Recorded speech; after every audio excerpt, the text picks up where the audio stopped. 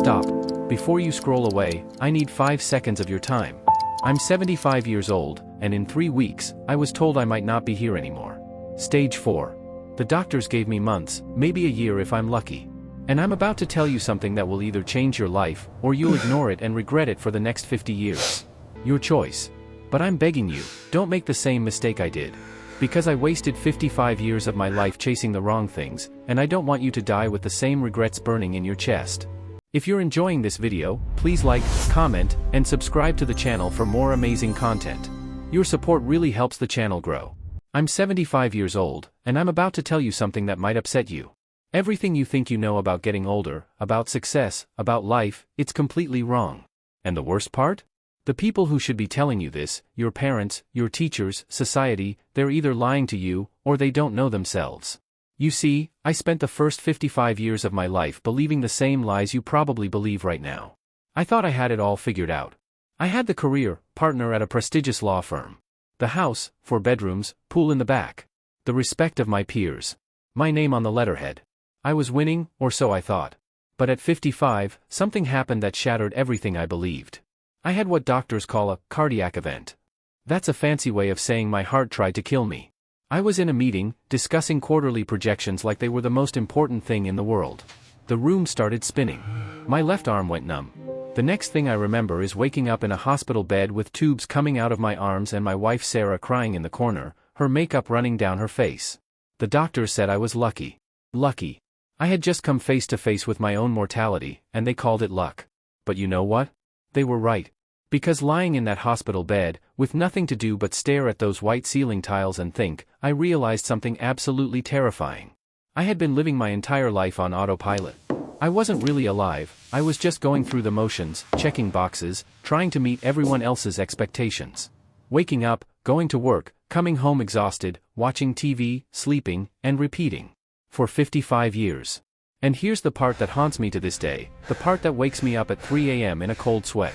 If I had died that day in that conference room, if my heart had stopped permanently while I was talking about profit margins and market share, what would I have left behind? A nice house that would be sold?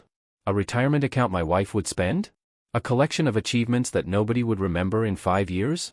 An obituary that listed my job title but said nothing about who I really was? Is that a life? Is that what we're here for? Let me tell you the biggest lie you're probably telling yourself right this very moment.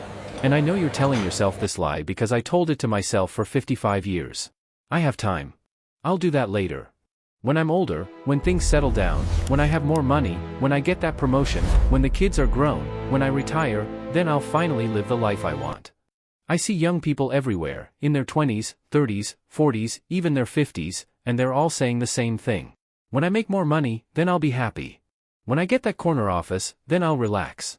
When the mortgage is paid off, then I'll travel. When I retire, then I'll finally do what I love. Let me save you 55 years of soul-crushing regret with one simple, brutal truth: that day never comes. Never. You know why? Because the goalposts keep moving. You get the promotion, and suddenly you need the next one. You make 6 figures, and suddenly you need to make 7. You buy the house, and suddenly you need a bigger house. You're always chasing something just out of reach, always telling yourself that happiness is just around the next corner, just after the next achievement. And before you know it, you're 75 years old, lying in a hospital bed with stage 4 cancer, wondering where the hell your life went. I did this. I lived this nightmare. I spent 35 years, climbing a ladder, working 60, 70, sometimes 80-hour weeks. Missing birthday parties. Missing anniversaries. Missing my daughter's dance recitals and my son's baseball games. All because I was building something. I was going somewhere. I was becoming someone important. And you know what I discovered when I finally got to the top of that ladder, when I finally made partner, when I finally had everything I thought I wanted? The ladder was leaning against the wrong wall. All of it, every sacrifice, every missed moment, every time I chose work over family, it was for nothing. Because success, the kind of success society tells you to chase, is a trap. It's a mirage. It's a carrot on a stick that keeps you running in circles until you collapse. And here's the real killer: you can't climb back down and start over. Time doesn't work that way. Those moments I missed? They're gone forever. My kids are grown now. Those years are gone. I can't get them back. No amount of money, no amount of success, no amount of regret can turn back time. Here's something nobody tells you when you're young, something they should teach in schools but don't because it would destroy the entire system we've built. Success, the kind of success everyone tells you to chase, is a terrible goal. A terrible, soul-destroying, life-wasting goal. And I say this as someone who achieved it. I did everything right. I checked every box. I made partner at my firm by age 42. I bought the house in the right neighborhood. I drove the right car. I had the respect of my colleagues. My name was on the letterhead. Parents pointed to me and told their kids, be like him. And you know what? None of it mattered. Not one bit. You achieve your goal, and for about 48 hours, maybe 72 if you're lucky, you feel amazing. You feel on top of the world.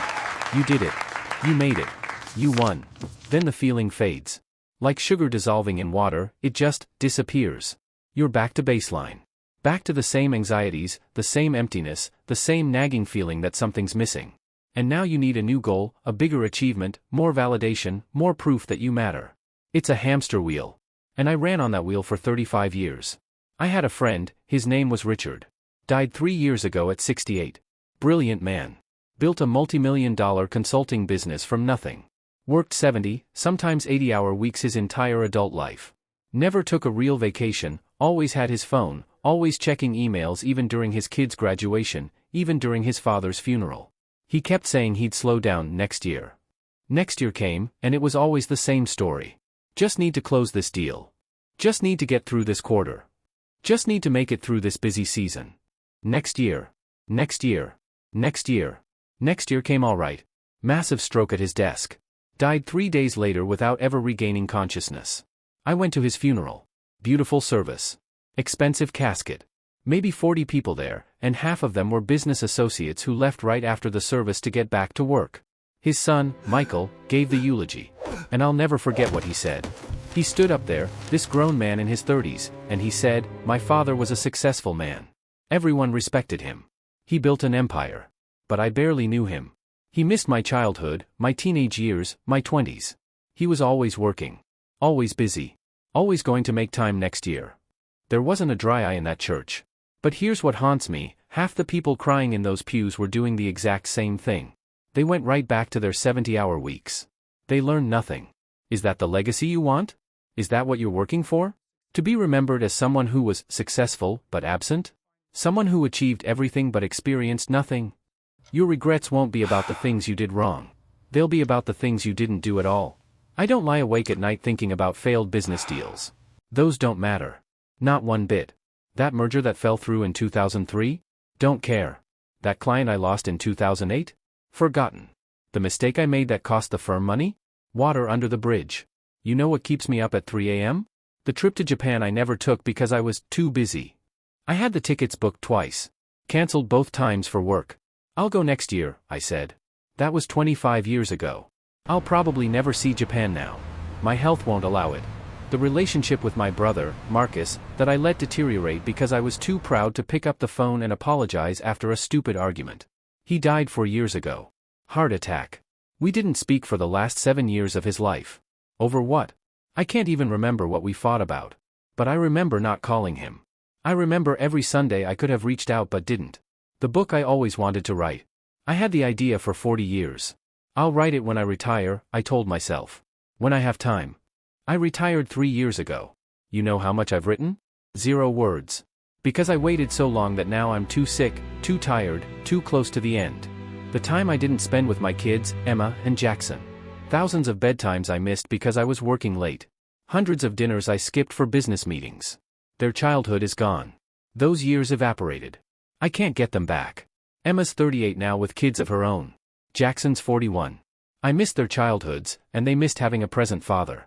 These things eat at you. They gnaw at your soul. The missed opportunities. The roads not taken. The love you didn't express. The risks you didn't take because you were afraid of looking foolish or failing or not being perfect. The people you love, your parents, your siblings, your spouse, your children, your close friends, you think you have unlimited time with them. You think they'll always be there. You don't.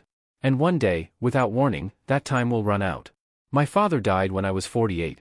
We had what you might call a complicated relationship. He was tough on me growing up. Traditional. Didn't show much emotion. And I inherited that from him. We had this wall between us, and I was always too busy, too proud, too something, to really work on breaking it down. I kept thinking we'd have time to talk, really talk, when I was less busy. Maybe when I retired. We'd finally have that conversation. We never got that chance. Heart attack. Dead within 4 hours. No warning. No goodbye. No final conversation. No chance to say the things that needed to be said. And you know what my biggest regret is? Not the big moments. It's the small ones. All the Sundays I didn't call him just to talk. All the times I was too tired to drive the 40 minutes to his house for dinner. All the holidays I cut short to get back to work. All the little moments I let slip away because I thought there would always be more. There won't always be more.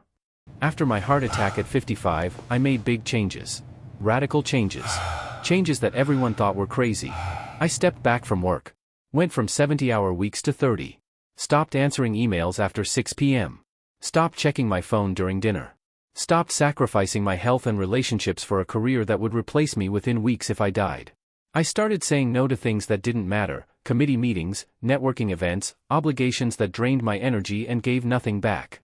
I started saying yes to things I had put off for decades, travel, hobbies, long conversations with my kids, time with my grandchildren.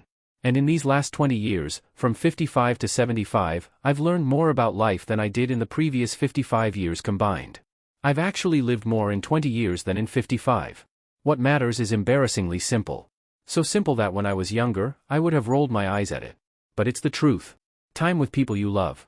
Not quality time, not scheduled time, just time. Being present. Being available. Being there. Work that feels meaningful to you, not to society, not to your parents, not to impress anyone. Work that lights something up inside you, even if it pays less, even if it's less prestigious. Experiencing things, not owning things. Memories, not possessions. Adventures, not acquisitions. The stuff you buy? It means nothing. The moments you live? They're everything. Creating memories. With your family, your friends, your children, your partner. Those Sunday morning breakfasts. Those late-night conversations. Those road trips with terrible music and wrong turns. Those are the treasures. Being present. Not half there while checking your phone. Not physically present but mentally at work. Actually there. Engaged. Connected. Alive. I know it sounds simple. I know some of you are thinking, sure, but I have bills to pay.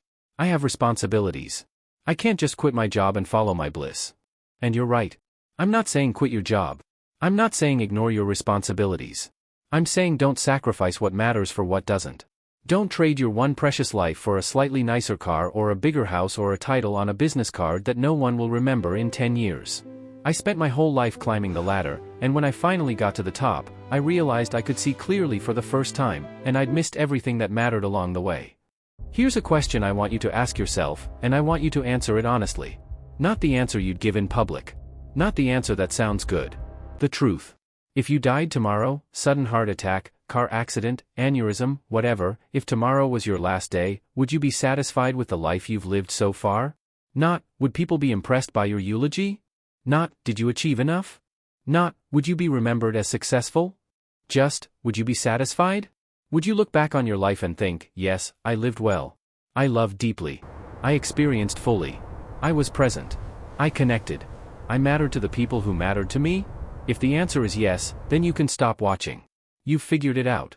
I'm happy for you. But if the answer is no, and I suspect for most of you it is, then I have another question. What the hell are you waiting for? What are you doing with your time that's so important that you're willing to gamble your one precious, finite, irreplaceable life on it? What's worth more than this moment, right now, and all the moments you have left? I'm 75 years old. 3 weeks ago, the doctors told me I have stage 4 cancer.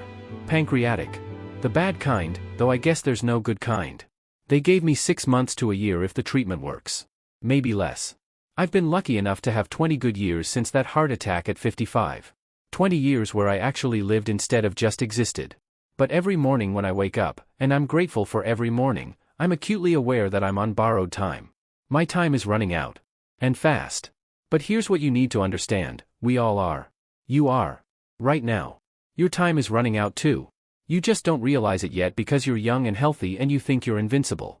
You think you have forever. You don't. I have 3 grandchildren. Emma's kids. Beautiful children. 8, 6, and 3 years old. And when I look at them, when I watch them grow up, I see the same patterns I see in most young people today. Their parents are stressed, anxious, chasing things that won't make them happy. Working too much. Focused on achievement instead of connection. Making the exact same mistakes I made. And their kids will probably make them too. And I try to tell them. I try to share what I've learned. I sit my daughter down and I say, Emma, you're missing their childhood. Just like I missed yours. Stop. Please. Don't make my mistakes. But you know what? She doesn't really listen. Not because she's a bad person or doesn't care. But because she can't. She's living in the storm right now. She can't see the patterns yet. She's 38 years old, and she thinks she has time. She thinks she's different. She thinks the old rules don't apply to her generation. That's why I'm making this video. That's why I'm sitting here, 75 years old with cancer eating away at my body, talking to strangers on the internet. Because maybe, just maybe, if enough people hear this message, someone will actually listen. Someone will make different choices. Someone will avoid the regrets that haunt people like me. Every single day, you're getting closer to death. Nobody likes to think about this. We push it away. We pretend we're immortal. But you don't have unlimited time. Neither do the people you love. Your parents, if they're still alive, they're getting older every day. One day, probably sooner than you think, they won't be here. Hey, it's so good to finally hear your friends, voice. your spouse, your children, none of these relationships last forever. So what are you going to do? Keep putting off that phone call? Keep postponing that trip? Keep telling yourself you'll make time later? Keep choosing work over the people you love?